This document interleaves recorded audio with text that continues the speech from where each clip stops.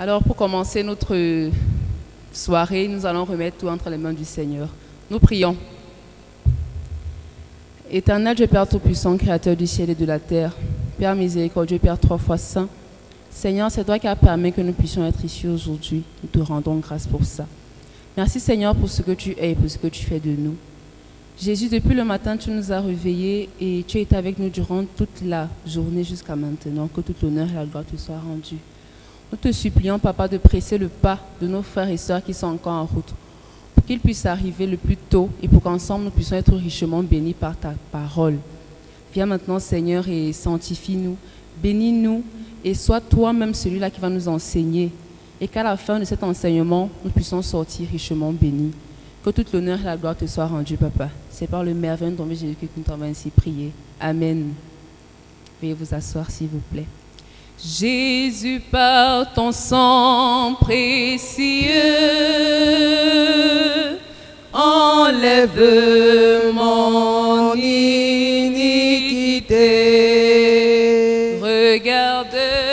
Regarde-moi du haut des cieux. Dis-moi que tu m'as pardonné.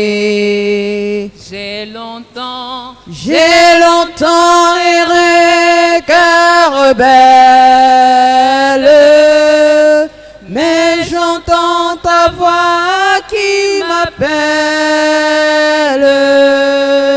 Au pied de ta croix maintenant, tout confus, brisé, je me rends. blanc, blanc, plus blanc, Blanc, plus blanc que neige. Blanc, plus blanc que neige. Lavé dans le sang de l'agneau, je serai plus blanc que la neige.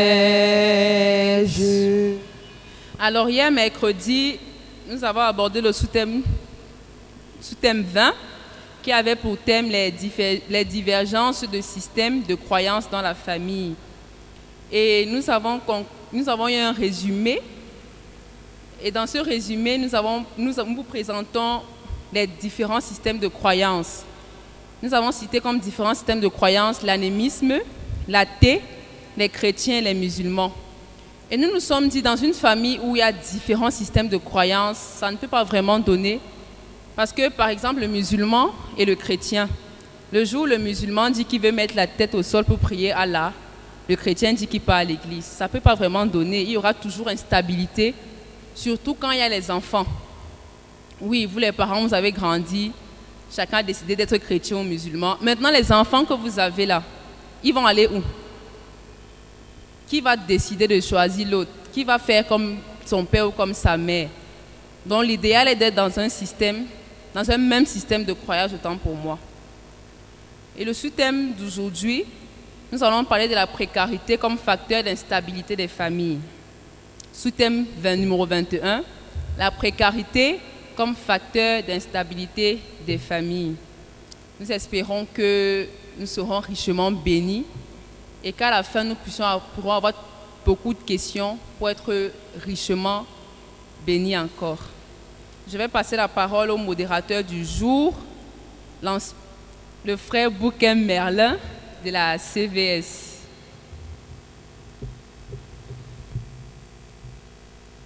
Bien-aimés dans le Seigneur, bonsoir. Bien-aimés dans le Seigneur, bonsoir. Nous allons immédiatement passer à l'enseignement. Mais avant, je voudrais vous inviter à la prière. Nous prions. Sainteté éternelle, Dieu Tout-Puissant, nous te bénissons.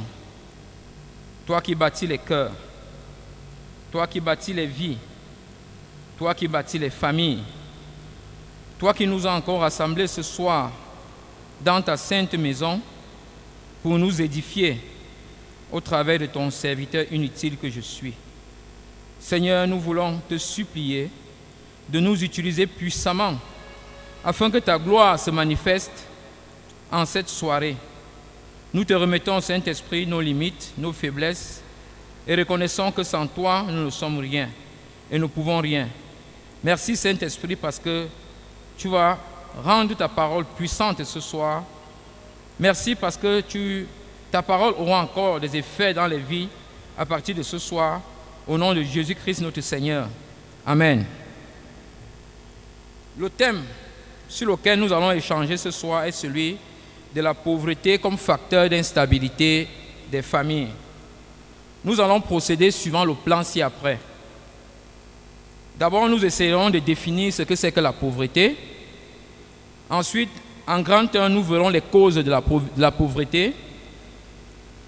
En grand 2, nous verrons l'impact de la pauvreté sur la famille, à savoir l'instabilité.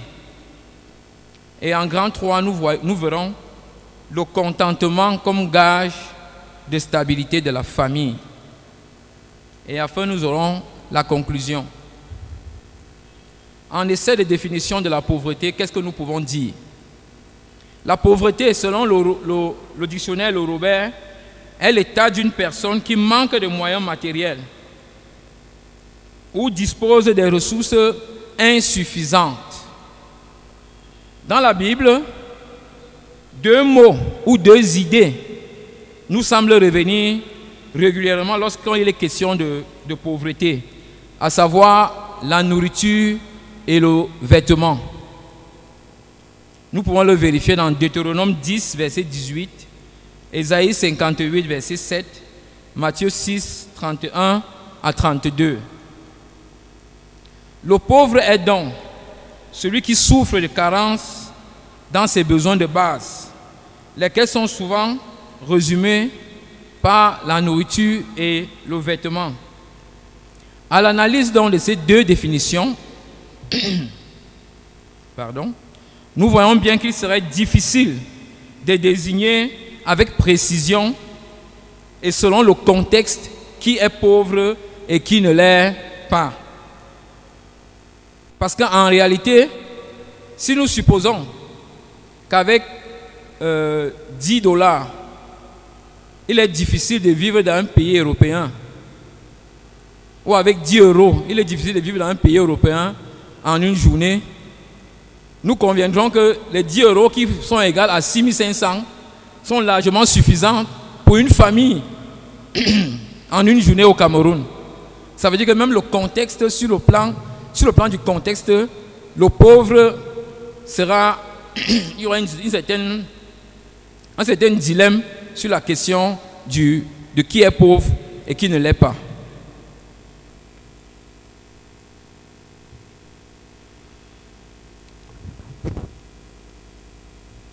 Nous allons passer au grand 1, les causes de la pauvreté.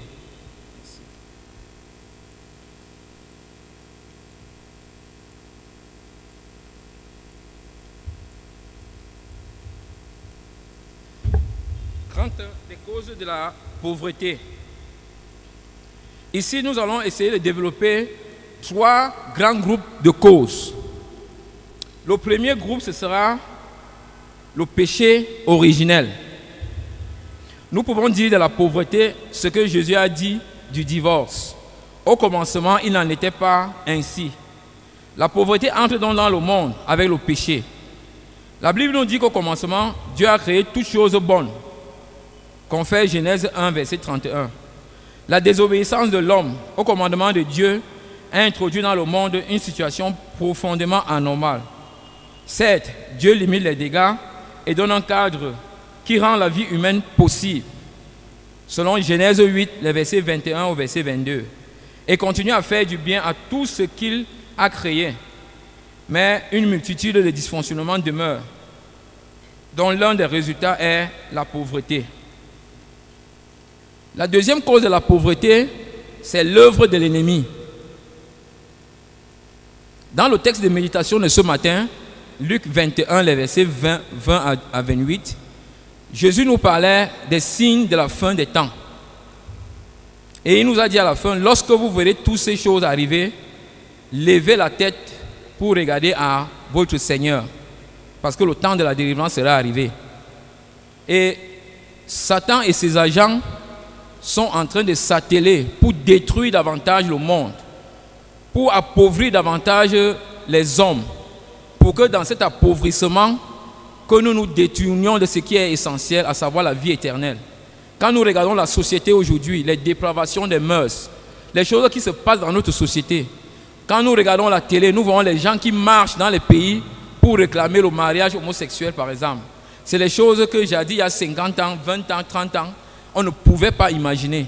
Lorsqu'on regarde, nous regardons aujourd'hui dans nos écoles, les enfants qui se regroupent pour tourner les films, je ne sais pas comment appeler cela, on voit les enfants qui poignardent et qui tuent leurs professeurs. C'est des choses qu'on ne pouvait pas imaginer il y a cela 30 ans, 40 ans. Donc nous comprenons que les signes de la fin des temps sont là.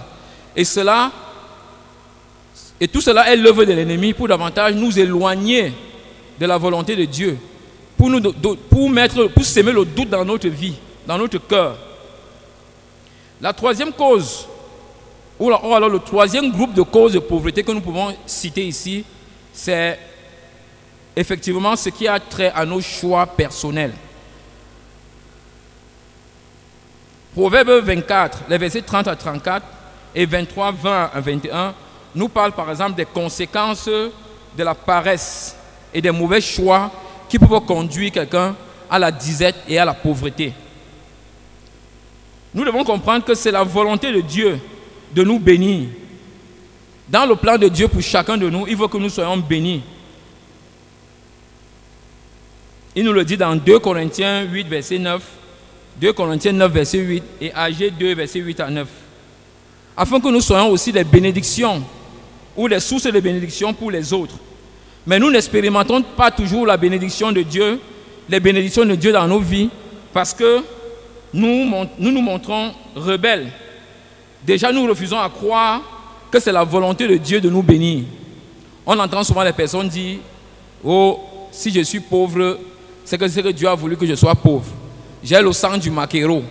Je suis venu accompagner les autres. » Parce que nous refusons même de croire que Dieu nous a créés et Dieu veut nous bénir. Est-ce que nous pensons que pendant les campagnes d'évangélisation, par exemple, que nous organisons, on dit généralement l'évangélisation, l'évangile est gratuit, mais l'évangélisation coûte cher. Est-ce que nous pensons que ce sont ceux qui ont les richesses du monde qui doivent venir soutenir l'évangélisation? Ce sont les enfants de Dieu qui doivent soutenir l'évangélisation. Et pour cela, Dieu veut nous bénir pour que nous puissions soutenir son œuvre à tous égards. Nous refusons d'obéir au Saint-Esprit. Très souvent, quand l'Esprit de Dieu nous parle, nous disons non, c'est peut-être une mauvaise voie parce que ça ne concorde pas avec nos pensées humaines. Nous avons vu avec la veuve de Sérepta, vers qui Dieu avait envoyé Élie. Si cette veuve avait refusé de mettre à la disposition d'Élie le peu de farine et d'huile qu'elle avait, Élie ne l'aurait pas béni en disant qu'il ne manque jamais dans ta maison de l'huile et de la farine. La troisième chose, c'est notre refus de croire au principe de la prospérité financière selon 1 Corinthiens 9, versets 6 à 10. La quatrième chose, c'est notre refus d'apporter dans la maison de l'Éternel les dîmes et les offrandes, selon Malachie 3, verset 10. La cinquième chose, c'est notre refus de préparer nos offrandes, selon 1 Corinthiens 16, 2. Beaucoup d'entre nous sont souvent surpris, même pendant les cultes, lorsqu'on nous dit c'est le moment des offrandes. On commence à fouiller les poches, on commence à dire est-ce que j'ai même 500 ou 1000 francs que je vais donner dans la maison du Seigneur. Vous ne pouvez pas considérer quelqu'un et vous arrivez chez lui sans avoir préparé ce que vous allez lui donner. Ça veut dire que si nous faisons ça, ça veut dire que nous ne considérons pas Dieu. Et quand nous ne considérons pas Dieu, nous ne considérons pas, même pas notre offrande. Nous n'avons pas conscience que l'offrande que nous donnons, c'est une semence et que nous devons en attendre en retour quelque chose de positif. Nous prenons le temps de nous préparer pour venir au culte, de choisir l'habit, de repasser l'habit, de nettoyer les chaussures, et ainsi de suite. Mais nous ne prenons pas le temps de préparer une offrande pour la gloire de notre Seigneur. Ça veut dire qu'il y a quelque chose que nous ne comprenons pas encore. Notre ignorance à demander la récolte spécifique et la mauvaise manière de demander. Très souvent, nous nous irritons contre Dieu parce que nous demandons beaucoup de choses à Dieu. Mais dans quel objectif? Dans l'objectif de notre propre convoitise, selon Jacques 4, verset 3. Parce que nous avons vu un voisin avec la voiture, nous demandons à Dieu, Seigneur, il faut que tu me donnes aussi la voiture cette année. Pour faire quoi? Parce que le voisin a la voiture. Et non pas parce que je voudrais qu'avec cette voiture-là, je vais te servir, par exemple. Nous avons également notre refus de dépendre de Dieu dans nos initiatives, mais exclusivement de nos propres forces. Lorsque nous sommes bénis, nous nous disons que non, c'est notre force, c'est par notre grâce, par notre manière de nous comporter, c'est par notre intelligence que nous avons eu ces richesses que nous avons. Et nous refusons de croire que c'est la volonté de Dieu. Mais Dieu nous rappelle que sa faveur peut nous donner en un jour ce que notre propre effort ne peut pas nous donner en un an. Selon le psaume 127, verset 2. La faveur de Dieu est là et Dieu veut nous donner sa faveur. Mais si nous refusons de croire même que cette faveur est disponible pour nous, comment est-ce que Dieu nous la donnera? Nous avons entre autres le refus d'accomplir les vœux que nous faisons à Dieu, qui est également un facteur de pauvreté. Parce que lorsque Dieu nous bénit, nous prions Dieu en prenant un engagement. Seigneur, si tu me donnes telle chose, je vais faire telle chose pour ta gloire avec. Et dès que nous avons cette chose-là, nous oublions même que nous avons demandé cela à Dieu. Et nous ne remplissons pas notre engagement envers Dieu. Et en nous comportant de cette façon-là, nous bloquons nos bénédictions. Donc voilà quelques causes de la pauvreté liées à chacun de nous. Maintenant, nous allons passer à l'impact de la pauvreté sur la famille. La pauvreté, qu'elle soit matérielle, qu'elle soit spirituelle ou même morale, impacte négativement nos familles. Et ses conséquences sont nombreuses, parmi lesquelles les soucis dans les familles. Lorsque nous sommes dans la convoitise, celle-ci détruit notre budget. Nous pensons que c'est le fait de ne pas gagner assez d'argent qui fait problème. Mais en réalité, c'est plutôt le fait d'en dépenser plus. Nous avons suivi un enseignement ici sur la gestion de la famille, la gestion financière dans la famille. Nous croyons que c'est parce que nous ne gagnons pas plus que nous sommes pauvres. Mais en fait, c'est parce que nous dépensons de façon désordonnée, sans respect des principes, de ce nombre de principes. Et cela nous cause des soucis dans la famille. On se lève le matin, on dit, oh, est-ce que les enfants vont manger aujourd'hui? Est-ce que je vais payer la pension? Est-ce que je vais acheter la nouvelle robe? Est-ce que j'aurai la nouvelle coiffure? Est-ce que j'aurai la nouvelle voiture qui est sortie? Est-ce que j'aurai ci? Est-ce que j'aurai ça? Et finalement, on ne regarde pas à ce que nous avons, mais on regarde à ce que nous voulons avoir. Et on vit dans les soucis. On se lamente à tout moment. Et cela crée en nous la colère, l'énervement. On est prêt à réagir de façon inopinée, de façon colérique face à un frère, peut-être qui nous fait une blague ou qui nous raconte une histoire, parce que nous avons déjà rempli notre cœur et notre tête des soucis. Le deuxième impact de la pauvreté sur la famille, c'est les insatisfactions. L'insatisfaction peut toucher différents domaines liés à notre vie, personnelle ou familiale. On peut être insatisfait de soi, de sa situation et de bien d'autres choses dans notre famille. Cependant, même si cela peut être justifiable par des causes bien réelles, elle est illusoire. Il est illusoire de croire que l'herbe sera plus verte ailleurs. Très souvent, on se dit, oh, j'ai mon voisin, j'ai mon frère, j'ai mon collègue qui a déjà acheté son terrain, il a déjà construit sa maison. Moi, je suis là, mon mari est là, mes enfants sont là, on n'a encore rien. Et très souvent, les femmes ont souvent l'habitude de leur dire, si mon mari ferme les yeux aujourd'hui, où est-ce que je vais aller? On est dans l'insatisfaction. Et cette insatisfaction nous pousse à convoiter ce que les autres ont. Mais nous devons savoir que lorsque nous sommes toujours des éternels insatisfaits, nous ne jouissons pas de la vie que Dieu a prévue pour nous. La troisième chose, ou le troisième facteur d'instabilité, c'est les dettes. Très souvent, parce que nous avons développé la convoitise sur un certain nombre de choses, nous dépensons ce que Dieu nous a donné pour ces choses-là et maintenant nous vivons dans les dettes. Nous continuons, nous nous endettons de telle façon que la dette finit par pourrir le calme et l'harmonie dans la famille. On ne peut plus parler avec gaieté, avec joie dans la famille parce qu'on pense seulement à l'argent qu'on doit rembourser. Et le conseil que Paul nous adresse en Romains 13, verset 8, c'est de ne rien devoir à personne, si ce n'est de nous aimer est un puissant conseil qui rappelle au fait que Dieu déteste les dettes. Dieu déteste toute forme de dette non remboursée à temps et en heure. Parce qu'après, on se rend compte que la personne à qui nous devons, dans l'incapacité de rembourser, il a engagé une procédure judiciaire et après on vous dit tel frère ou telle personne est en cellule parce qu'il doit un argent, ainsi de suite. Nous devons donc éviter de nous comporter de la sorte. Le quatrième impact d'instabilité dans les familles, ce sont les conflits. Les conflits.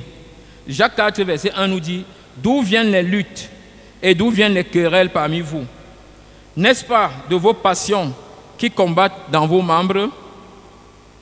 Les conflits se manifestent généralement dans les familles parce qu'on veut toujours plus. Dès qu'on a vu quelque chose sur l'autre, on veut plus. Très souvent dans certains couples, lorsque le mari est le seul qui travaille, on a l'impression que les choses vont mieux dans la maison. Mais lorsque la femme a déjà un salaire, on assiste à des conflits. Parce que le mari va dire non, tu ramènes déjà à la maison quelque chose, tu dois aussi être capable de gérer 2 ou 3 choses dans la famille. Et on tombe généralement dans les conflits. Parfois on se dit peut-être que c'était même mieux quand l'homme travaillait seul. Et nous pouvons voir avec certains statisticiens américains que la majorité des cas de divorce aux États-Unis sont liés aux conflits d'ordre financier. La Bible nous dit pourtant dans Exode 20, verset 17, « Tu ne convoiteras point la maison de ton prochain, tu ne convoiteras point la femme de ton prochain, ni son serviteur, ni sa servante, ni son bœuf, ni son âne, ni aucune chose qui appartient à ton prochain. » Et Ecclésiaste 5, verset 10 nous dit, « Qui aime l'argent n'en aura jamais assez, et qui se complaint dans l'abondance ne sera jamais satisfait de ses revenus. » Nous devons donc comprendre que nous ne devons pas aimer l'argent au point d'oublier l'essentiel. Le 5e impact de la pauvreté sur la famille, c'est généralement l'abandon par l'un ou des 2 membres de la famille, c'est-à-dire le père et la mère, de leurs droits sur les enfants. Nous constatons aujourd'hui que dans beaucoup de familles, les enfants, à partir d'un certain âge, 7 ans, 8 ans, on leur dit déjà de travailler pour subvenir à leurs propres besoins. Mais en réalité, c'est une pauvreté morale au niveau des parents. Parce que, généralement, très souvent, chez ces parents-là, le père ne rationne pas à la maison le matin en disant qu'il n'a pas d'argent, mais en journée, il est capable de manger un plat de nourriture de 1500 et boire une grande Guinness de 1000 francs. Donc, il dépense 2500. Et la femme, parfois, peut manger un plat de nourriture de 500 et boire une bière de 500. Ça fait 1000 francs. Donc, les deux, en une journée et en un repas, ont dépensé 3500. Mais si nous voyons bien, avec les 3500, ils auraient pu concocter quelque chose pour manger en famille, peut-être pendant 2 jours. Donc, en fait, c'est le fait d'un certain égoïsme qu'on s'accroche peut-être sur le fait que non, on n'en a pas et qu'on ne peut pas faire. La volonté de Dieu nous dit dans sa parole que si nous manifestons la volonté, il nous donne la capacité de le faire.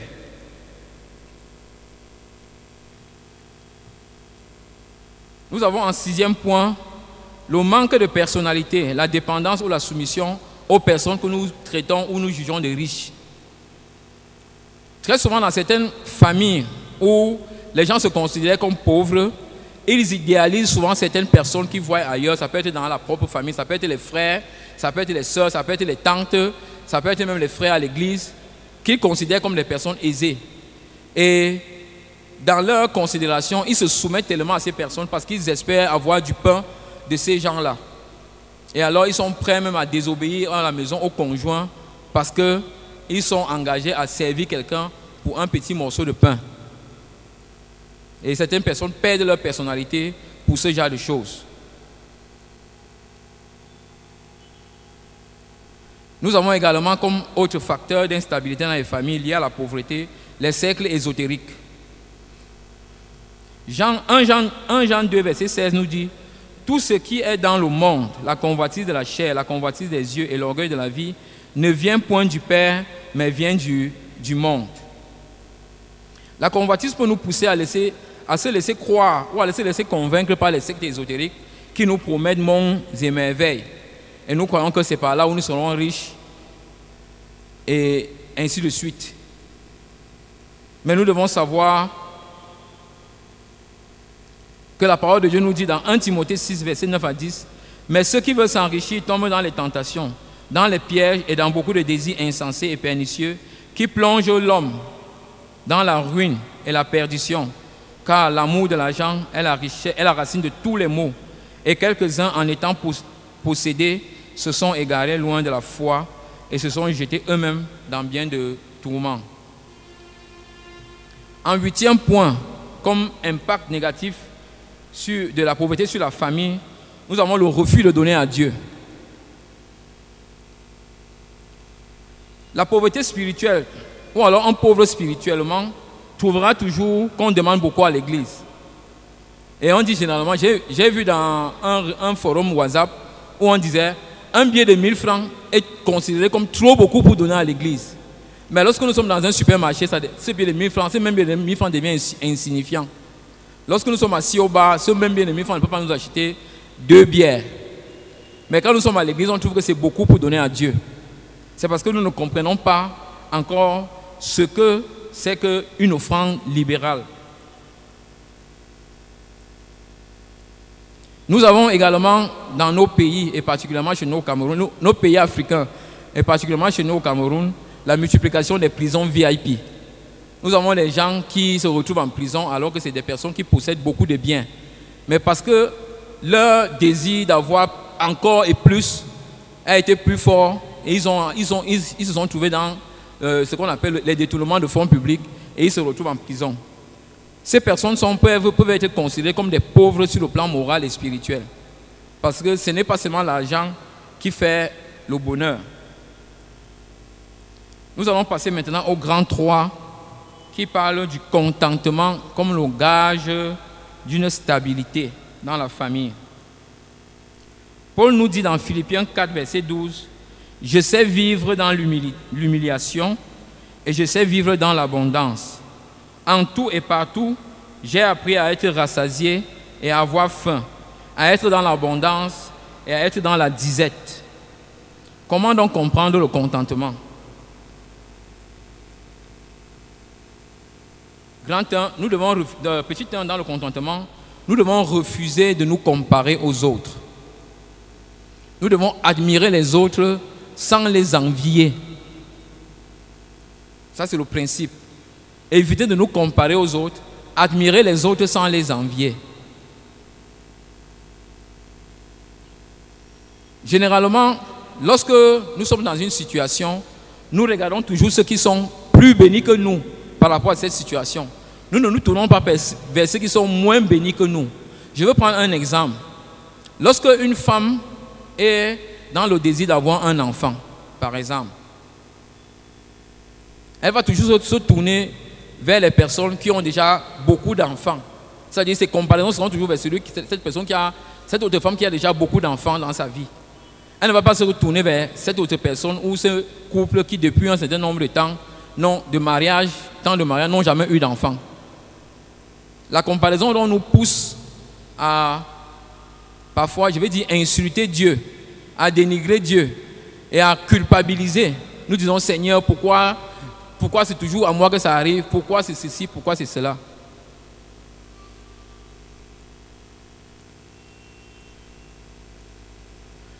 En 2, sur le contentement, nous devons savoir nous réjouir de ce que nous avons.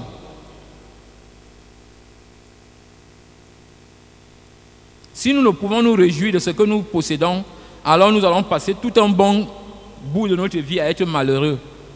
Très souvent, on dit, c'est quand le voleur entre dans la maison de quelqu'un que cette personne se rend compte qu'il avait quelque chose d'important dans sa maison. Parce que nous passons le temps à regarder ce que les autres ont et nous oublions que nous devons rendre grâce à Dieu pour ce que nous avons. Et Dieu veut que nous soyons joyeux, que nous nous réjouissons de ce que nous avons. Il nous ordonne d'être heureux avec ce qu'il nous a donné. Et 1 Timothée 6, verset 17 à 18 nous le rappelle.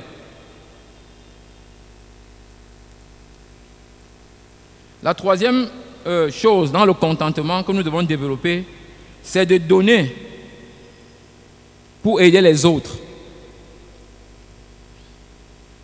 Dieu ne veut pas seulement nous bénir pour notre propre bénéfice, nous l'avons dit. Il veut que nous partagions aussi ce que nous avons avec les autres. Il nous regarde pour voir comment nous allons donner. Ne pensons pas que nous n'avons pas assez pour donner aux autres. Ce que Dieu a à nous donner est toujours suffisant pour partager avec les autres. L'action en faveur du pauvre est d'abord un devoir d'humanité. C'est parce que tout homme a été créé en l'image de Dieu que celui-ci qui opprime l'indigent déshonore celui qui l'a fait. Mais qui a pitié du pauvre lui rend grâce. La parole de Dieu nous dit dans Proverbe 14, verset 31, celui qui donne aux pauvres prête à Dieu. Parce que Dieu n'a pas abandonné l'humanité, mais lui a ouvert un avenir, même après la chute. Nous avons une raison de plus et une motivation de plus pour faire le bien à tous, même à ceux dont la situation semble les plus désespérée. Nous avons également l'accomplissement de nos vœux et l'accomplissement de nos vœux à Dieu et notre engagement à donner notre dîme et nos offrandes. La Bible nous dit dans Hébreux 7, verset 9, que Lévi, qui perçoit la dîme, l'a pour ainsi dire payé par Abraham. Lévi était qui? Lévi était le fils de Jacob, qui lui-même était le fils d'Isaac, et Isaac était le fils d'Abraham, donc 4 générations. Et nous nous souvenons qu'Abraham avait donné la dîme de tout ce qu'il avait à Melchisédek. Et nous voyons dans Hébreux 7, verset 9 que Lévi, qui est le 4e arrière-petit, qui est le 4e de la génération d'Abraham, reçoit en retour la bénédiction de la dîme que son arrière-grand-père avait donnée. Comme pour nous dire que chaque fois que nous apportons nos dons, nos dîmes, nous relâchons une bénédiction sur 4 générations de nos enfants. Nous devons comprendre cela. Lorsque nous apportons une dîme, notre dîme à Dieu, nous relâchons une bénédiction sur 4 générations. C'est pour cette raison que vous allez voir dans certaines familles, les enfants sont bénis parce que les parents ont fait ce qu'ils avaient à faire. L'autre jour, nous avons été enseignés par notre ancien Hugo Buncha sur l'héritage que nous laissons à nos enfants. Mais il nous parlait de l'héritage spirituel qui était incommensurable, qui était incalculable. Très souvent, lorsque nous donnons la dîme un mois, nous voulons que le mois prochain, que nous voyons les retombées de cette dîme-là. Et lorsque nous ne les voyons pas, nous commençons à douter. Mais la parole de Dieu nous dit que c'est 4 générations. Et Dieu est fidèle dans sa parole. Nos offrandes, quant à elles, assureront toujours la mesure de nos bénédictions. Parce que Dieu nous dit dans sa parole en 2 Corinthiens 6, verset 9, que celui qui donne peu moissonnera peu, et celui qui donne abondamment moissonnera abondamment. Et en 5e point, nous allons parler de nous concentrer sur ce qui est durable. Nous avons l'habitude d'accorder notre attention sur les choses mondaines, sur les choses matérielles. Et c'est ça qui nous pousse à la convoitise. C'est ça qui nous pousse à ne pas nous contenter, à ne pas voir ce que Dieu nous a donné. Et ça nous pousse à croire que nous sommes pauvres, que nous sommes maudits, alors que les autres à côté de nous sont bénis. Mais parfois, certaines personnes à côté de nous regardent aussi ce que nous avons et vice-versa. Alors que si nous nous concentrons sur ce qui est durable, sur ce qui vient du haut, sur ce qui est de notre héritage céleste, nous ne serons pas autant attirés par les convoitises des choses terrestres. Accordons donc notre attention aux valeurs permanentes. Réorganisons nos vies autour des principes pour l'éternité. Selon Colossiens 3, verset 2. Affectionnez-vous aux choses d'en haut et non à celles qui sont sur la terre. Et selon Matthieu 6, verset 33. Recherchez premièrement le royaume et la justice de Dieu et toutes ces choses vous seront données par-dessus. En conclusion, qu'est-ce que nous dirons? La pauvreté qui apparaît comme l'une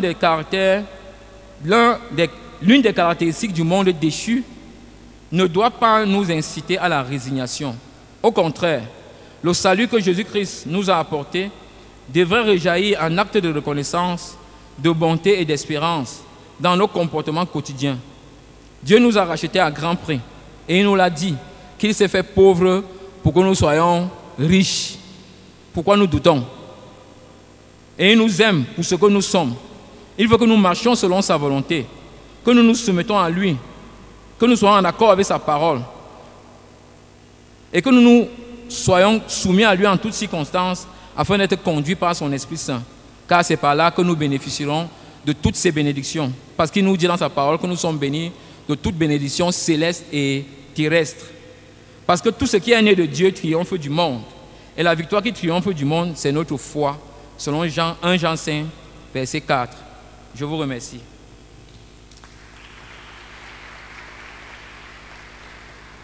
Alors, nous comprenons à la fin de cet exposé que la pauvreté est un véritable facteur de risque pour l'instabilité des familles. Et pour ne pas tomber dans ces pièges, nous devons apprendre à développer les attitudes de contentement et à nous occuper des choses de Dieu. Car il dit aussi que « Occupez-vous de mes choses et je vais m'occuper des vôtres ». Alors, sans plus tarder, nous allons passer à la phase des questions-réponses. Certainement, d'autres n'ont pas compris quelque chose, n'ont pas eu des incompréhensions. Nous allons passer à la phase des questions-réponses, s'il vous plaît. Nous allons essayer d'apporter des éléments de réponse aux différentes questions. Est-il nécessaire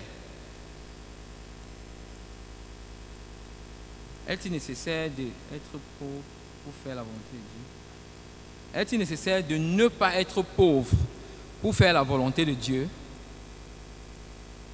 Nous devons comprendre que selon la volonté de Dieu, Dieu veut que nous soyons riches. Dieu veut nous bénir. Cette richesse n'est pas toujours matérielle, parce qu'on parle de pauvreté et de richesse, on va toujours sur le plan matériel. Dieu veut que nous soyons riches. Quand on dit est-il nécessaire de ne pas être pauvre pour faire la volonté de Dieu? On peut faire la volonté de Dieu si on se considère comme pauvre ou qu'on se considère comme riche. On peut obéir à la parole de Dieu. La parole de Dieu n'est pas faite pour les pauvres ou bien pour les riches. Si nous voulons faire la volonté de Dieu, nous ferons la volonté de Dieu. Mais très souvent, nous utilisons la pauvreté ou les incapacités comme les moyens pour désobéir à la parole de Dieu. Donc la parole de Dieu, l'obéissance à la parole de Dieu n'a rien à voir que nous soyons dans la disette ou que nous soyons dans l'abondance. La deuxième question, c'est certains chrétiens pensent toujours que ceux qui sont riches sont ceux qui sont dans les sectes pour se consoler de leur pauvreté. Que pensez-vous de l'évangile de prospérité qui pullule de nos jours? Déjà, nous devons comprendre, c'est justement parce que nous croyons que Dieu veut que nous soyons dans la disette. Mais nous avons dit dans notre exposé que Dieu veut nous bénir de toutes sortes de bénédictions. Que ce soit sur le plan spirituel ou sur le plan matériel, Dieu veut nous bénir. Et Dieu attend de nous des bénédictions qu'il nous donne, que nous puissions soutenir même son œuvre. Donc nous ne devons pas penser que ceux qui sont riches sont automatiquement dans les sectes. C'est faux. Dieu a besoin de ses enfants qui sont riches, qui sont grandement bénis. Nous devons nous rappeler que l'or et l'argent appartiennent à notre Dieu. Et il voudrait bien nous aider avec cela. Si nous nous rappelons de la parabole des talents, nous verrons que Dieu avait donné 5 talents à l'un, 2 à l'autre et 1 à un troisième. Les 3 avaient eu chacun pour leur capacité. Nous devons comprendre que Dieu nous bénit aussi par rapport aux capacités que nous avons, qu'il a mis en nous. Nous ne devons pas croire que parce que nous avons les personnes autour de nous qui sont bougrement bénies, bougrement riches si vous voulez, c'est parce qu'ils sont dans les sectes. Non, c'est faux. Dieu nous dit dans sa parole qu'il veut nous bénir pour que nous soyons une source de bénédiction pour les autres. Ça veut dire que si nous avons dans notre communauté, par exemple, dans nos familles, les gens qui sont bénis sur le plan matériel, cela peut être des sources de bénédiction aussi pour nous. Que pensez-vous de l'évangile de prospérité qui pullule de nos jours? Moi, je dirais que l'évangile de prospérité aujourd'hui, c'est l'une des conséquences de la pauvreté spirituelle et mentale, même pas seulement physique. Parce que les gens savent que les gens ont besoin de ceci ou de cela, les gens manifestent le besoin d'avoir ceci ou cela. Alors on prend le nom de Dieu et on prêche sur ces choses-là pour davantage attirer les gens. Moi, c'est ce que je peux dire. Mais nous sommes victimes généralement de ces genre de choses parce que nous ne sommes pas ancrés dans la parole de Dieu. Qu'est-ce que dit la parole par rapport à telle ou telle situation? Si nous sommes ancrés dans la parole de Dieu, nous ne serons pas victimes de cet évangile de prospérité. Maintenant, je vais laisser la parole au pasteur pour les éclaircissements.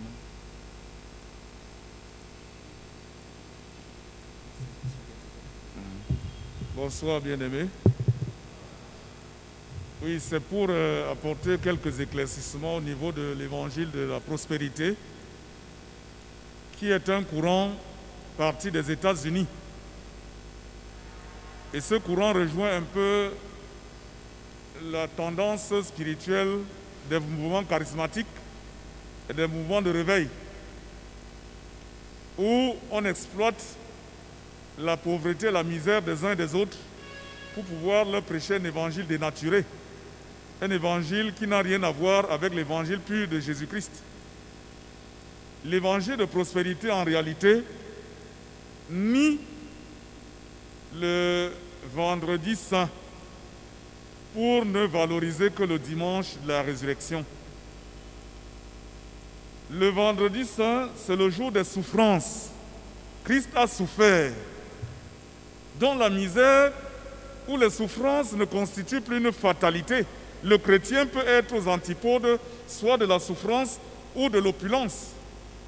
Selon qu'on soit béni par Dieu, on peut se retrouver du côté de l'opulence, ou si on n'est pas encore béni par Dieu, on peut se retrouver dans la situation de misère, de précarité et même de souffrance, de pauvreté. Mais cela ne voudrait pas dire que le chrétien, c'est d'être chrétien. Mais l'évangile de prospérité vient dire, si tu es pauvre, c'est parce que tu ne crois pas en Dieu. C'est parce que tu n'as pas encore cru. Mais nous pouvons trouver en cet évangile une faiblesse. En ce sens que cet évangile pousse les gens à pouvoir se surpasser et aller là où il ne fallait pas, à accrocher leur sac là où il ne fallait pas. Il faut vivre dans le contentement. Je crois que le frère a si bien martelé là-dessus lors de son exposé. Si on sait vivre dans le contentement, alors l'évangile de la prospérité ne nous dira absolument rien. Parce qu'on peut être, comme Paul l'a dit, je sais vivre dans l'abondance, comme je sais vivre aussi dans l'humiliation, la disette. Je puis tout par celui qui me fortifie, pour citer Paul. Donc, Paul n'a pas été seulement un homme qui vivait la situation de richesse. Même dans la pauvreté, il est resté égal à lui-même. Et il a dit, je ne peux pas régner mon Dieu parce que je me retrouve dans la pauvreté. Mais l'évangile de prospérité vous dit que vous serez riche, toujours riche et encore riche. Si vous êtes pauvre, c'est une forme de malédiction. Vous êtes maudit. Et tous les mouvements charismatiques qui naissent aujourd'hui découlent en fait ou ont pour point de mire doctrinal cet évangile de prospérité. Vous ne serez plus malade. Venez, il y aura la guérison. Il y aura ceci, le miracle. Venez, vous allez trouver du travail. Venez, on va vous donner le visa. Vous allez voyager. Venez, votre mari est en Europe. Il arrive bientôt. Venez, venez. On veut nourrir les gens d'espoir. Et puis, finalement, quand les gens sont bernés et que ces choses ne se réalisent pas, on est déçu. Et vous voyez des gens qui développent des dépressions dans ces milieux. Des gens qui sont comme des défroqués mentaux.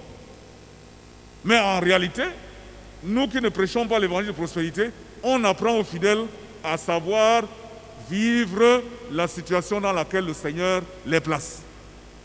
Sachant que Dieu peut bénir à tout moment. Mais ce n'est pas automatique. Dans la vie des témoins de Jésus-Christ, que ce soit dans l'Ancien Testament ou le Nouveau Testament, il y a des gens qui ont vécu dans la précarité, c'est-à-dire dans la misère la plus abjecte. Pourtant, sur le plan spirituel, c'était des gens très évolués. Jésus n'a jamais eu des bagages de la terre. Jamais et jamais et jamais.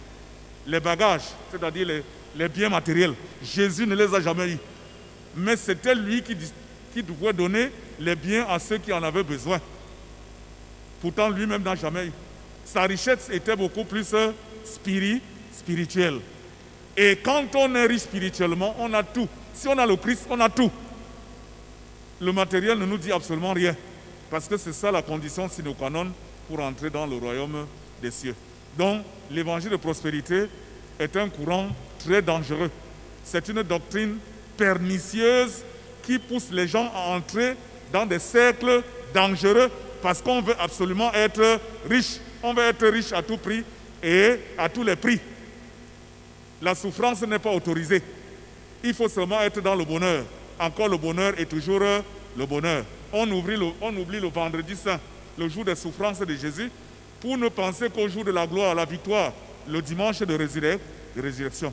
Christ a souffert.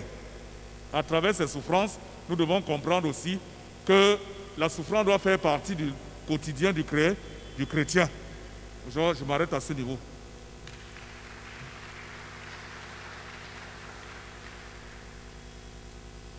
Bien, nous continuons avec les questions.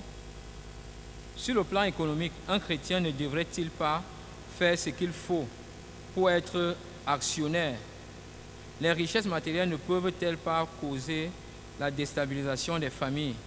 Aspirer à être riche, est-ce mauvais pour un pauvre?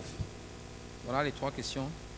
D'abord pour la première, sur le plan économique, un chrétien ne devrait-il pas faire ce qu'il faut pour être actionnaire, pour être autonome, autant pour moi?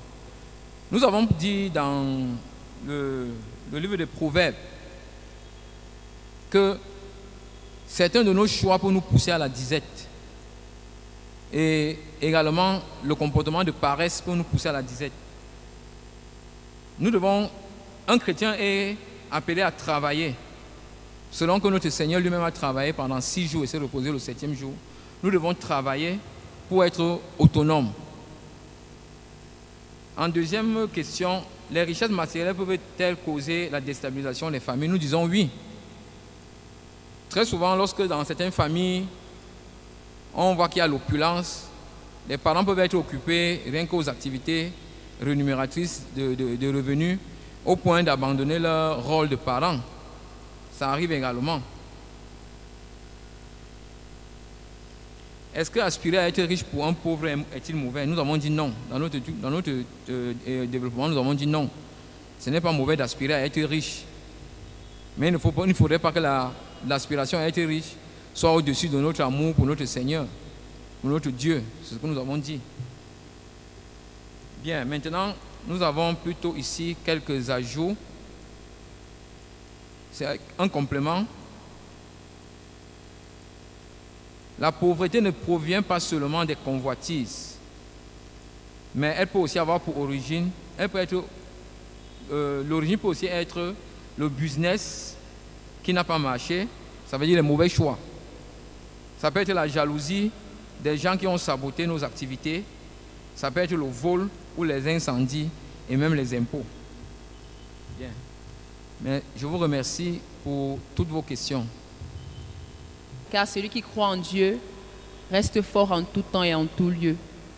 Prie pour le monde entier, car nous nous rendons compte que les jours sont effectivement mauvais et que le diable est en train de prendre le dessus dans toutes choses. Mais dis au Seigneur que tu crois en lui et que tu sais qu'il est plus fort que tout ceci. Nous prions. Père d'infinie miséricorde, Père d'infinie bonté, Papa, nous te rendons infiniment grâce. Nous te disons merci parce que c'est toi qui as permis que tout ceci puisse se passer. Merci Seigneur d'avoir été avec nous du début jusqu'à la fin de cet enseignement. Viens Seigneur et éclaircis-nous encore, car nous savons que peut-être il y a des choses qu'on n'a pas dit, peut-être il y a des choses qu'on a mal dit, mais avec toi Saint-Esprit, nous aurons la compréhension parfaite. Merci Seigneur pour nos vies. Merci Seigneur pour nos familles. Merci Seigneur pour notre pays. Père Tout-Puissant, aujourd'hui tu nous parles de la pauvreté. Nous le disions l'année passée sans comprendre effectivement de quoi on parlait. Mais de plus en plus nous nous rendons compte que ça ne va pas. Ça ne va pas Seigneur. Et que celui qui ne s'accroche pas à toi à l'heure actuelle n'ira nulle part. Ne peut même pas s'en sortir. Seigneur, toi-même viens et garde-nous. Garde nos familles, garde nos enfants. Protège-nous, Seigneur, de tous les plans du malin au nom puissant de Jésus. Oui, Seigneur, cette pandémie de coronavirus qui ne fait que nous déstabiliser, qui nous fait avoir peur. Oui, Seigneur, nous tremblons. Quand nous voyons comment les familles, les membres d'une même famille tombent tous et meurent à cause de cette pandémie, nous ne pouvons que nous replier sur toi, Seigneur. Viens toi-même et garde-nous. Protège-nous et que même s'il faille qu'on parte de ce monde, Seigneur, qu'on soit prêt. Qu'on soit prêt, car nous savons que tu vas revenir. Seigneur, tu es même déjà là. Les signes nous les montrent. Donne-nous la force, Seigneur. Donne-nous la grâce de vite nous rattraper, d'avoir toujours l'esprit de repentance dans nos bouches, d'avoir toujours les mots de pardon. Donne-nous, Seigneur, la grâce de comprendre que tout est vanité. Tout est vanité sur cette terre. Viens, Jésus, et prends pitié. Nous pensons aux malades, Seigneur. Nous pensons aux orphelins. Nous pensons aux veuves. Vole à leur secours, Seigneur. Et donne-leur de comprendre que tu es la joie parfaite. Papa, que nous pouvons nous te dire que tu ne connais pas. Tu connais nos vies. Même avant de commencer à dire quelque chose, Seigneur, tu sais déjà ce qu'on veut dire. Ne nous abandonne pas, Seigneur, car nous remettons tout entre tes mains. Viens, Jésus, et accompagne-nous.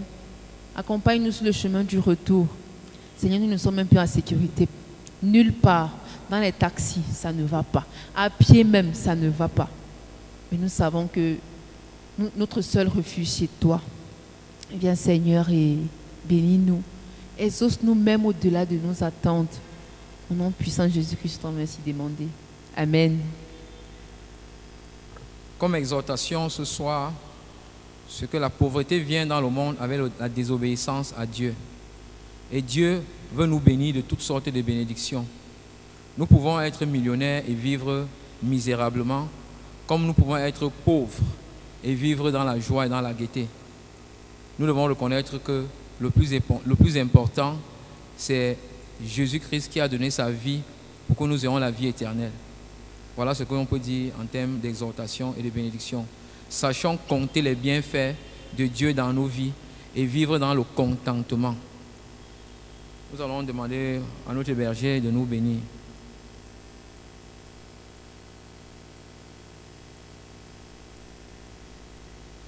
Bien-aimés, avant que de vous bénir, je voudrais solliciter de vous des prières pour nos bien-aimés qui sont malades, les bien-aimés de cette paroisse qui sont souffrants de la pandémie, afin que le Seigneur manifeste sa miséricorde à leur endroit. Deuxièmement, solliciter des prières pour l'ancienne d'église honoraire, Maman Waou Hélène, qui a vu son domicile en flammes aujourd'hui. Nous sommes allés là-bas vers 14 h. C'était la désolation totale. Toute sa maison s'est calcinée. Donc pratiquement, elle est à la belle étoile. Donc nous devons prier le Seigneur afin que Dieu fasse quelque chose pour cette maman qui est déjà très diminuée par la maladie. Et elle nous faisait savoir qu'elle a perdu la femme de son petit frère hier, du côté de Madagascar, et que sa sœur cadette est dans un état comateux à la clinique de l'université de montagne de Banganté. Donc, à elle seule, elle a tout ce grand fardeau. Nous devons porter cette maman dans nos prières.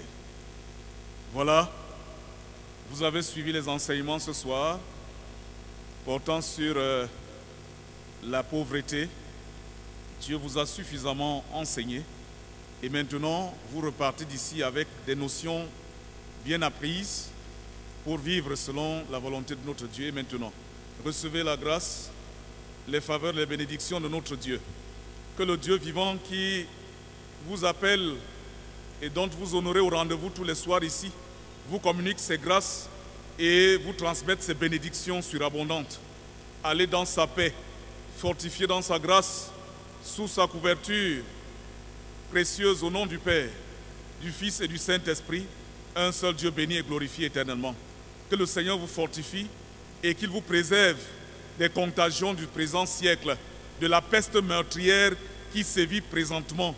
Qu'il vous noie dans son sang précieux pour vous rendre invisible à ce virus mortel et qu'il vous accompagne chaque jour sur les sentiers qui mènent vers son royaume. Que le Seigneur vous prenne en grâce et qu'il vous sanctifie en permanence, dès maintenant et pour toujours. Allez dans sa paix. Amen. Bonne soirée à vous.